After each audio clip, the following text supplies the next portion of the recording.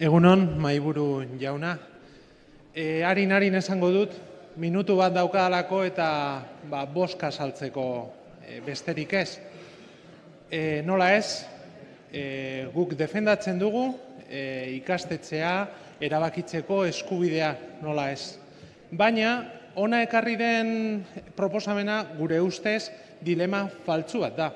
Zen azken finean, familiek askotan ez daukate erabakitzeko eskubide hori. Bakarrik baldintza sozioekonomikoak izatekotan badaukate erabakitzeko eskubide hori. Edo beste senatariak azaltzen zuen bezala, azkenean ikastetxe konzertatuek, ikastetxe pribatuek erabakitzen dute ea ikasle horiek nahi dituzten ala ez.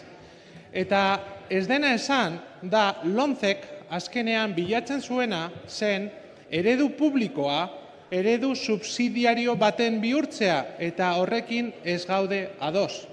Eta esan bezala, erabakitzeko eskubidea bai, baina denetan, eta guk ere defendatzen dugu Euskal Herrian, gure ereduari buruz erabakitzeko eskubidea, hauxe da, gure hezkuntza sistema eredu propioa erabakitzeko eskubideak. Eta horregatik, ezetz bozkatuko dugu proposamen honi. Eskerrik asko, presidente jauna.